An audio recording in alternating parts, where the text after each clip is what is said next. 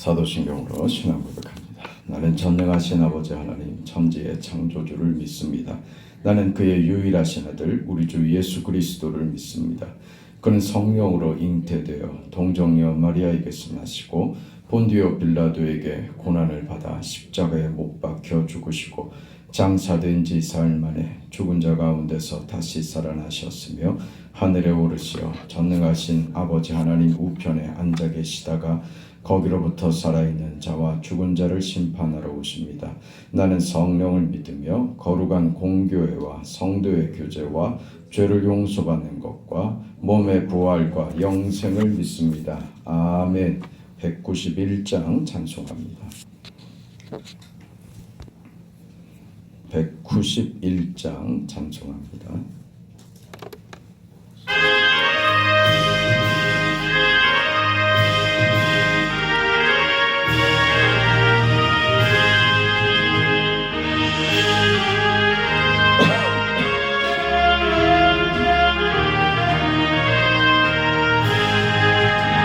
내가 매일 기쁘게 순례의 길 행함은 주의 활이 나를 안보하며 내가 주의 큰 복을 받는 참된 비결은 주의 영이 함께함이라. 성령이 계시네 할렐루야 함께하시네. 좁은 길을 걸으며 밤낮 기뻐하는 것 주의 영이 함께함이라. 전에 죄에 빠져서 평안함이 없을 때 예수 십자가의 공로입니다. 그 발 아래 엎드려 참된 평화 얻음은 주의 영이 함께함이라. 성령이 계시네 할렐루야 함께하시네. 좁은 길을 걸으며 밤낮 기뻐하는 것 주의 영이 함께함이라. 나와 동행하시고 모든 염려하시니 나는 숲의 새와 같이 기쁘다.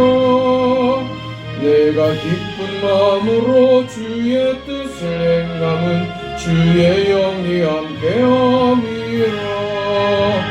성령이 계시네 할렐루야 함께하시네. 좁은 길을 걸으며 밤낮 기뻐하는 것 주의 영이 함께함이라. 세상 모든 욕망과 나의 모든 정욕은 십자가에 이미 못을 박았네. 어두운 밤이 지나고 무거운 짐 벗으니 주의 영이 함께함이라. 성령이 계시네 할렐루야 함께하시네. 좁은 길을 걸으며 밤낮 기뻐하는 것 주의 영이 함께함이라.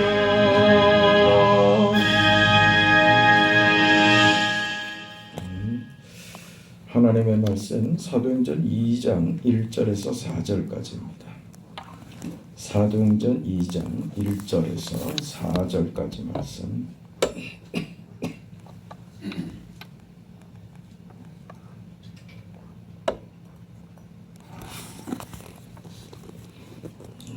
함께 읽습니다. 오순절 날이 이미 이르매 그들이 다 같이 한 곳에 모였더니 후련히 하늘로부터 급하고 강한 바람 같은 소리가 있어 그들이 앉은 온 집에 가득하며 마치 불의 혀처럼 갈라지는 것들이 그들에게 보여 각 사람 위에 하나씩 임하며 있더니 그들이 다 성령의 충만함을 받고 성령이 말하게 하심을 따라 다른 언어들로 말하기를 시작하니라. 아멘.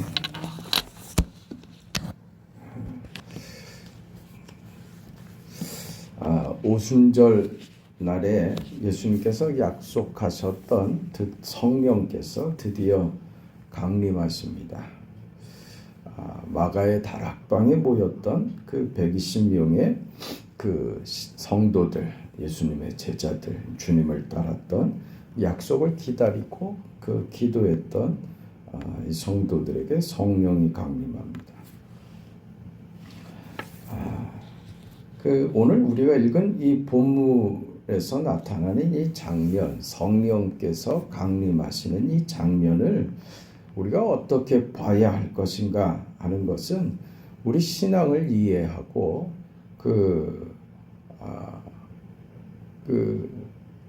성령에 대한 강림에 대한 어떤 이해가 우리 신앙에 대한 우리 삶에 대한 그 이해로 연결되기 때문에 성령 강림에 대한 이해는 중요합니다. 성령 강림의 모습, 그 다락방에 보여졌던 성령 충만의 모습이 예수 믿는 모든 사람들에게 똑같이 필수적으로 경험돼야 하는 것인가? 그리스도인이라면 누구나 이런 그 성령 충만의 어떤 확인, 분명한 경험, 또 오늘 이 마가 다락방에서 보였던 그 성령의 말하게 하심을 따라 방언을 하고 하는 일들이 우리 그리스도인 된 신자들에게, 성도들에게 다 나타나야만 하는 것인가? 여기에 대해서 먼저 모두가 다 그렇지 않다는 말씀을 먼저 드리고 갑니다.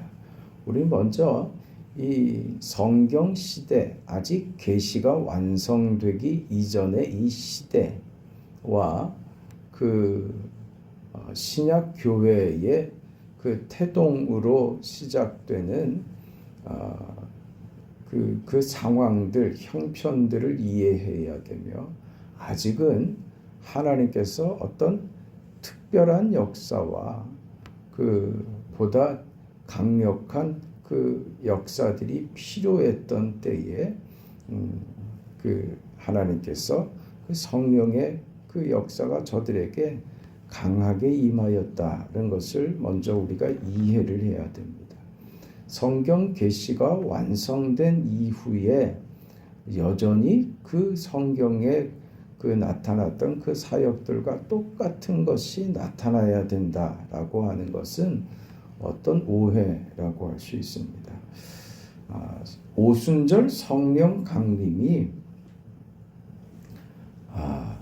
그 제자들이 받았던 그 성령 충만의 모습과 그 현상들이 이제 모두에게 나타난다는 뜻이냐?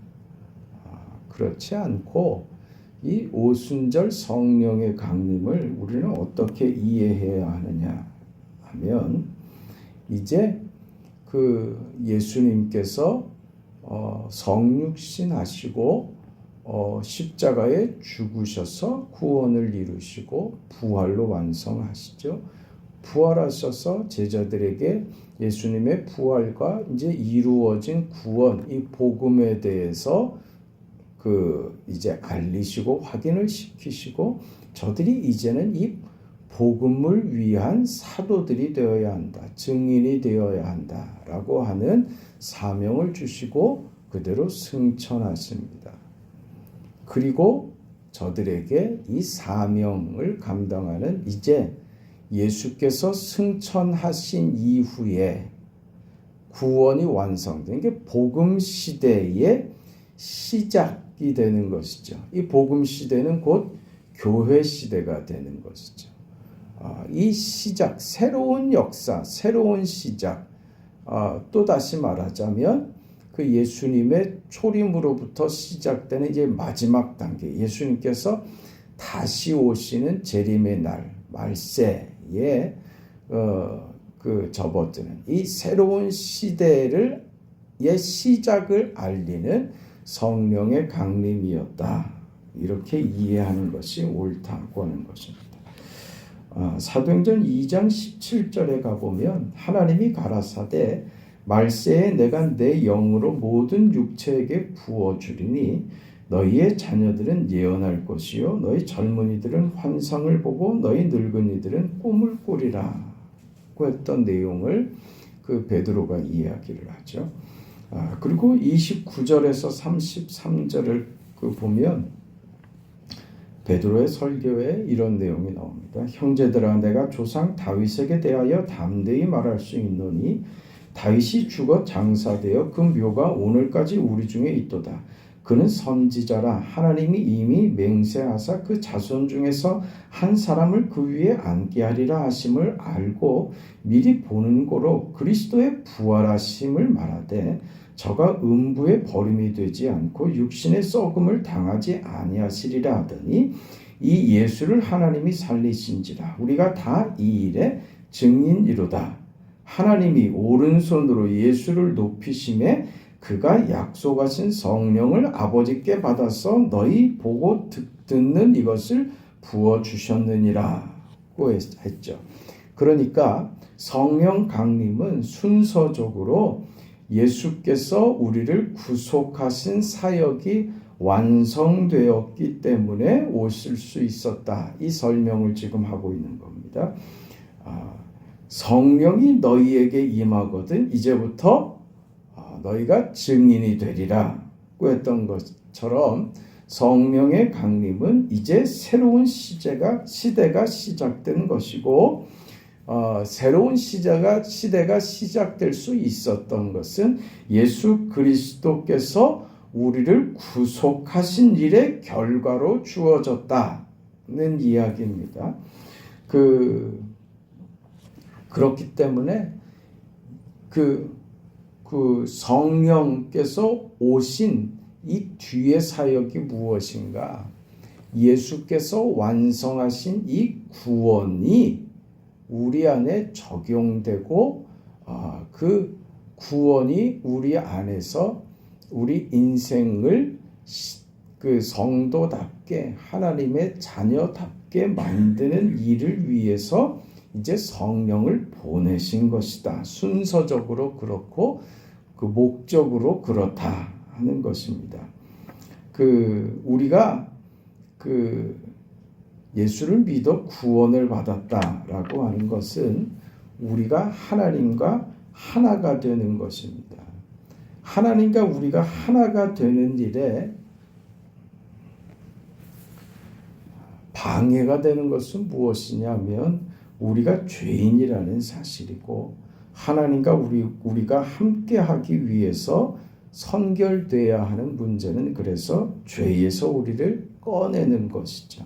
하나님과 우리가 하나 되기 위해서 함께하기 위해서 먼저 우리를 죄에서 꺼내신 것이죠. 그래서 예수께서 이 땅에 오신 성육신의 이유는 우리와 동거하기 위해서 오신 것이 아니라 우리를 죄에서 꺼내 주시려고 대속하기 위하여 이 땅에 오셔서 십자가를 지신 것이다. 그리고 승천하시면서 이렇게 말씀하신 것이죠. 요한복음 14장에 가보면 예수님께서 이런 말씀하십니다. 너희는 마음에 근심하지 말라. 하나님을 믿으니 또 나를 믿으라. 내 아버지 집에 거할 곳이 많도다. 그렇지 않으면 너희에게 일렀으리라. 내가 너희를 위하여 처소를 예비하러 가노니 가서 너희를 위하여 처소를 예비하면 내가 다시 와서 너희를 내게로 영접하여 나 있는 곳에 너희도 있게 하리라. 이렇게 말씀하신 겁니다. 그러니까 예수님께서 성육신하여 오신, 그러니까 처음 오신 것은 우리와 함께 있으려고 오신 것이 아니라 우리 죄를 없애시고 죄에서 구원하기 위하여 오신 것입니다. 다시 오실 때는요, 영원히 우리와 함께 하기 위해서, 함께 살기 위해서 오는 것이 되는 것이죠. 그래서 우리 구원의 궁극적인 목표, 구원의 목표가 되는 것은 아버지께서 내 안에 계시고 내가 아버지 안에 있는 것 같이 저희가 다 하나가 되어 우리 안에 있게 하려는 것이다 라는 말로 설명이 되는 겁니다. 그러기 위해서 이렇게 하나 된 삶을 살기 위해서 죄를 없이 해야 하며 우리를 죄인의 자리로부터 구원해야 한다. 우리 죄를 씻어 구원하는 이유는 우리가 하나님 안에, 하나님이 우리 안에 거하는 함께하기 위함이다. 이 말이죠.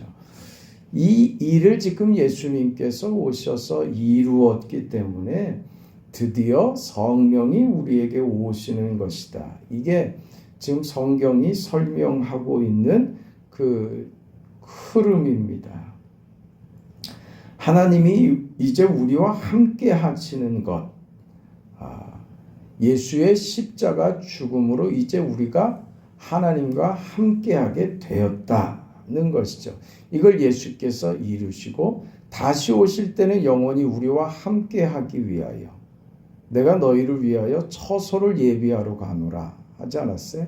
그곳에서 영원히 주님과 함께 살게 되는 것이죠.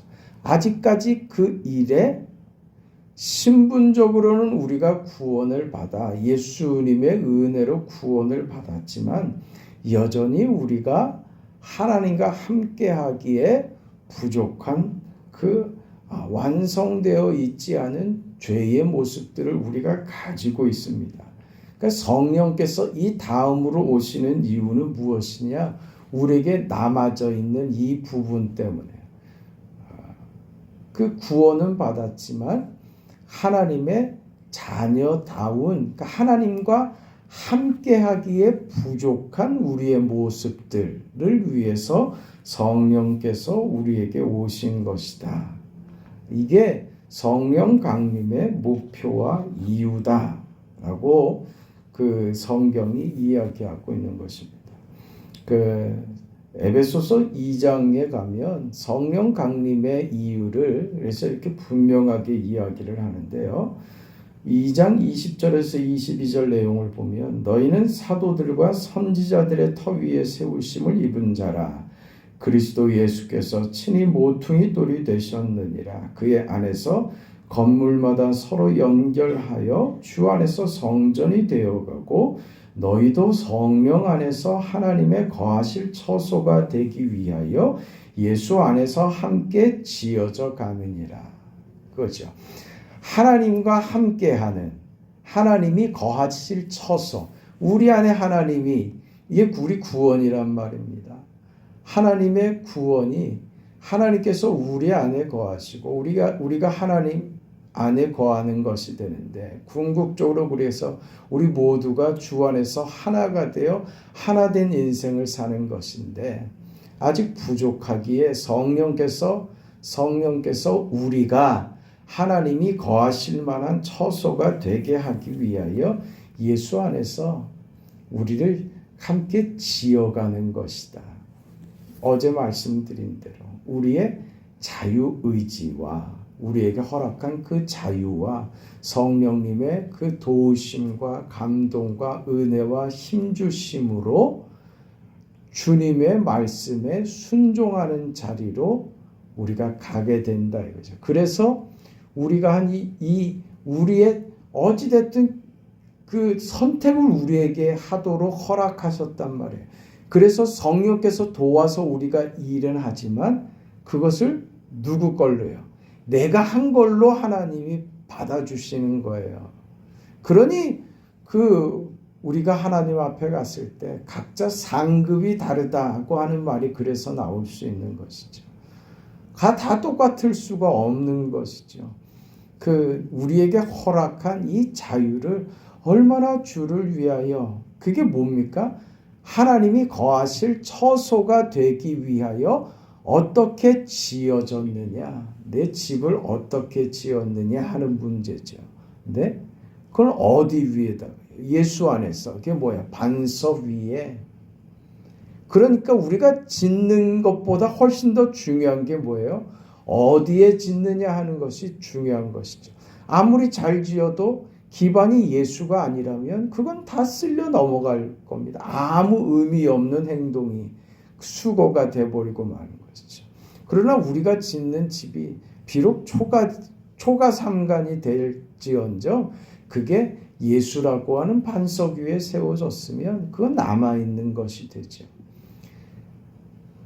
그러나 좀 멋지게 지어보자 이거죠. 그리고 그걸 하나님이 우리에게 기대하시고 멋진 인생을 그렇게 살아내라고 그렇게 우리에게 요구하시고 계신 것입니다. 그것을 위해서 성령께서 오신 것입니다. 이 이야기입니다. 우리는 이미 존재적으로 어떤 운명적으로 이미 다른 존재가 됐습니다.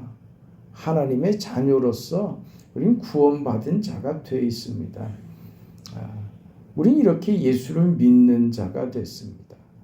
그러나 예수를 믿어서 한 개인이 어떤 신앙적 경험을 했느냐 하는 것은 그건 부수적인 문제인 거예요. 말하자면 그 성령의 어떤 그 은혜와 성령의 역사를 각자가 어떻게 경험했느냐 하는 것은 다른 문제란 말입니다. 그러니까 모두에게 동일하게가 아니고 어떤 사람에게는 성령의 은혜가 보다 더 강력해서 그 사람의 그 비뚤어진 것이라 모자람을 강하게 세워주셨을 수도 있고 그 성령께서 우리 안에서 그 각자에게 강림하신 그 은혜를 주시는 그 내용들이 찾아오시는 내용들이 각자 다를 수 있다는 것입니다. 이걸 그 모두에게 똑같이 적용할 수 없는 것이다 그 말입니다. 그럼 오늘 우리가 본문에서 본 이 오순절 성령 강림은 다 동일하게 임했잖아요. 이건 그러면 왜 그렇습니까? 이건 지금 새로운 시대의 개막을 알리는 개막을 선언하는 어떤 공식적인 행위였기 때문에 성령이 그 마가의 다락방에 오신 것이 공개되고 객관화되고 외적인 표현으로 나타날 수밖에 없는 것이죠. 이렇게 시작됐다라는 것입니다. 그 성령의 그 강림으로 저들이 받은 어떤 특별한 은혜들이 우리 모두에게 공통되게 똑같은 것으로 라는 것은 아니다 그 말입니다. 그 내일 새벽에는 그래서 이 방언의 문제에 대해서 잠깐 다뤄보려고 합니다. 모두가 다 그럼 방언을 받아야 하느냐? 이 방언을 받은 사람이 누가 있습니까? 이 논리로 하자면 이 방언은 그저 다른 사람들이 삼자가 알아듣지 못하는 이상한 말을 하는 방언이 아니에요. 이 방언은 각자가 다른 나라 말을 하더라는 말이에요. 전혀 배우지 못했던 언어를 각자가 하더란 말입니다. 이게 오순절 성령의 강림에 있었던 방언의 내용이에요. 다른 나라 말을 하는 거예요.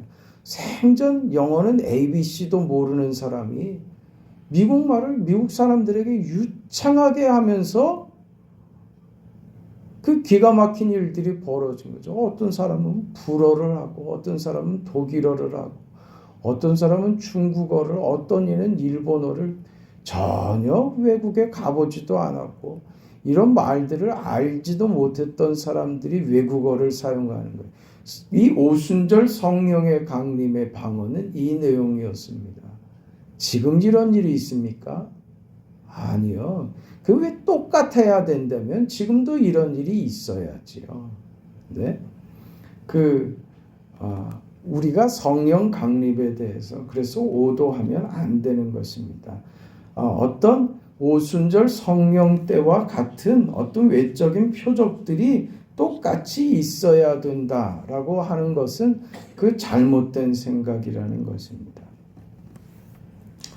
그 사도행전 2장 37절로 42절에 보면 그 베드로의 그 설교 뒤에 그 군중들 유대인들의 반응입니다. 저희가 이 말을 듣고 마음에 찔려 베드로와 다른 사도들에게 물어가로되 형제들아 우리가 어찌할꼬 하거늘 베드로가 이렇게 말합니다. 너희가 회개하여 각각 예수 그리스도의 이름으로 세례를 받고 죄사함을 얻으라. 그리하면 성령을 선물로 받으리니 이 약속은 너희와 너희 자녀와 모든 먼데 사람 곧 주 우리 하나님이 얼마든지 부르시는 자들에게 하신 것이라 하고 또 여러 말로 확증하여 권하여 가르되 너희가 이 패역한 세대에서 구원을 받으라 하니 그 말을 받는 사람들이 세례를 받음에 그날에 제자의 수가 3,000이나 더하더라. 저희가 사도의 가르침을 받아 서로 교제하며 떡을 떼며 기도하기를 전혀 힘쓰니라 그랬죠. 지금 베드로가 예수 그리스도의 이름으로 세례를 받으면 죄사함을 얻고 그리하면 성령을 선물로 받으리라고 해서 저들이 그 회개하며 우리에게 세례를 주라고 요구했고 저들에게 세례를 베풀었는데 그렇다면 지금 얘기한 대로 죄사함을 얻고 성령을 선물로 받으리라고 한 것처럼 이 사람들에게도 성령이 임하였을 터인데 저들이 성령이 임해서 지금 제자들이 다락방에서 받은 그런 성령의 강림을 경험했다는 내용이 없다는 말입니다. 오직 어떤 내용만 있어요. 저희가 사도의 가르침을 받아 서로 교제하며 떡을 떼며 기도하기를 전혀 힘쓰니라. 오늘 우리와 다를 바가 없지요. 이겁니다.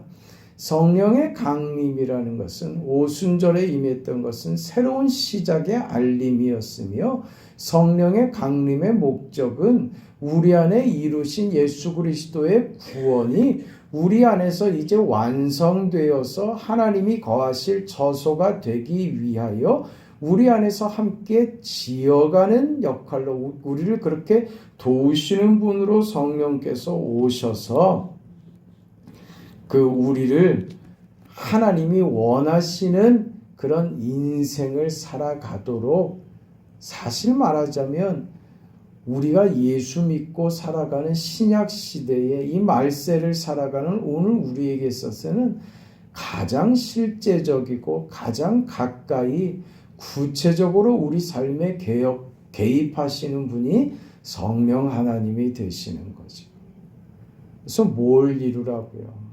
하나님이 우리 안에 기대하시는 거룩을 이루고 하나님의 자녀다움을 만들어 가서 하나님과 하나된 삶을 살아가도록 그게 성령께서 우리 안에 임하신 이유인 것입니다.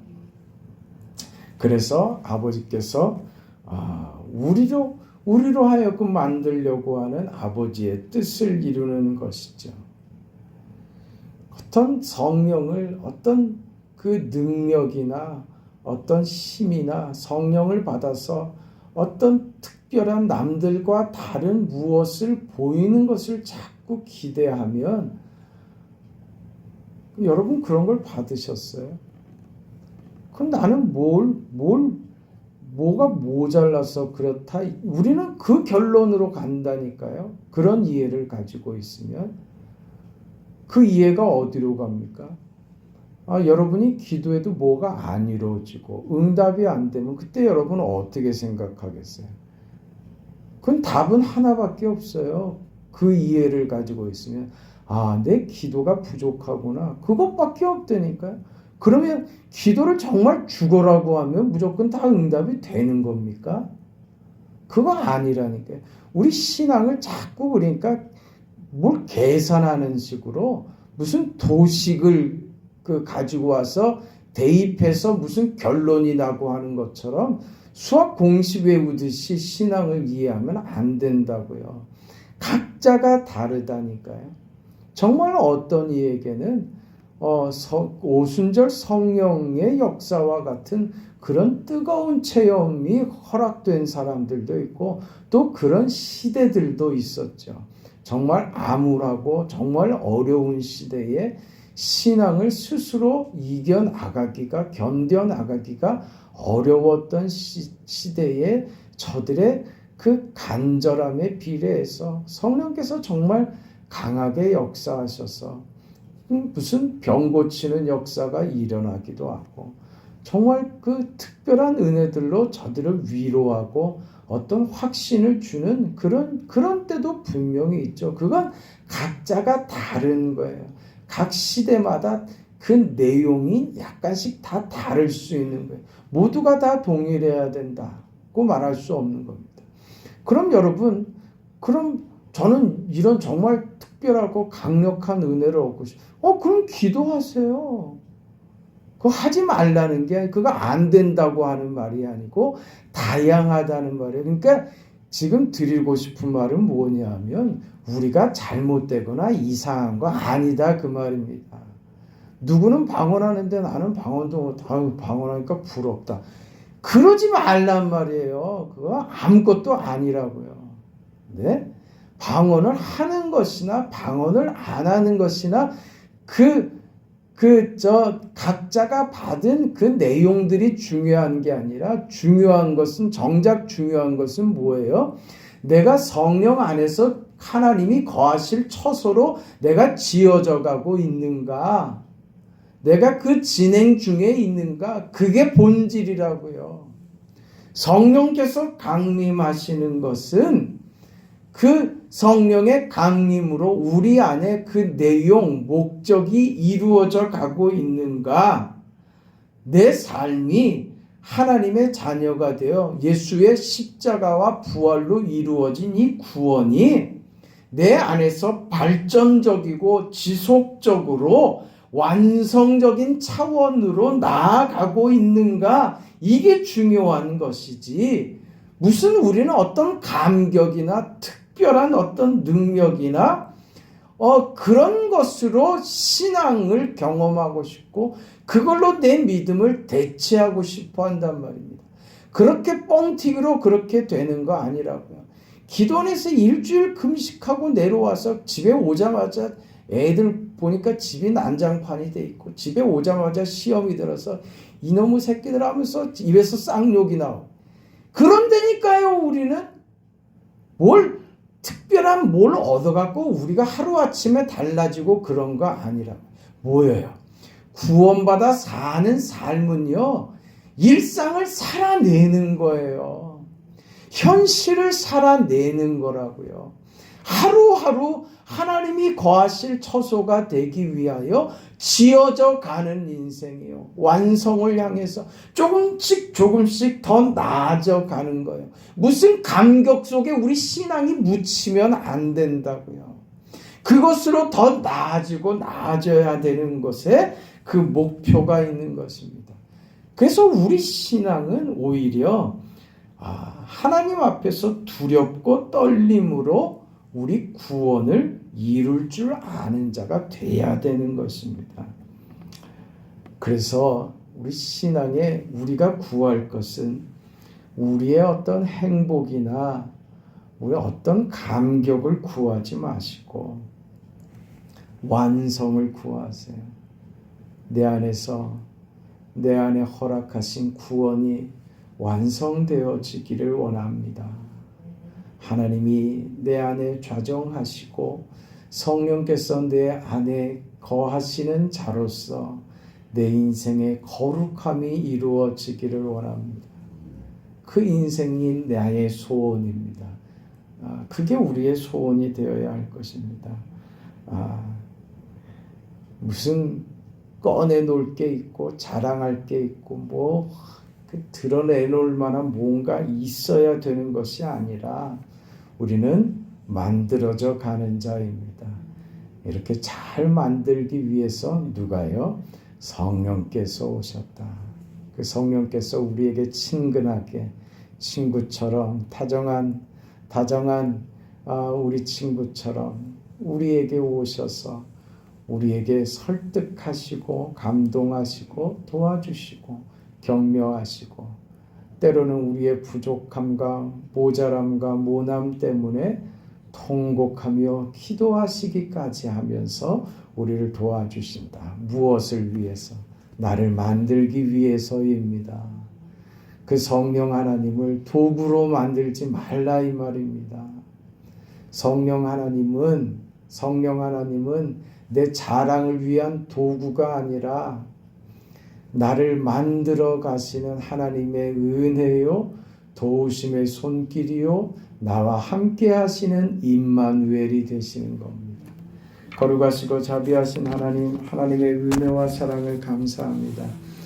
성령 강림이 오늘 우리에게 어떤 의미인지 깊이 깨달아 알아서 우리가 하나님이 거하시는 처소가 되기 위하여 정말 두렵고 떨림으로 이 일을 이루어가는 우리에게 성령 하나님 도움이 되시고 힘이 되시고 우리와 늘 함께 하심으로 이 일을 이루어가는, 그래서 우리가 하나님의 자녀로서 자라가고 완성되어 가는 것이 우리 삶의 목적이 되고 우리 삶의 소원이 되는 우리 인생이 되도록 축복하여 주시옵소서. 성령 하나님, 바라옵기는 약한 자에게 강함을 주시고 병든 자를 고치시며 우는 자를 기쁘게 하시고 우리의 도움이 되셔서 우리로 믿음으로 사는 길에 승리할 수 있도록 여러 가지 모습으로 도와주심을 믿습니다.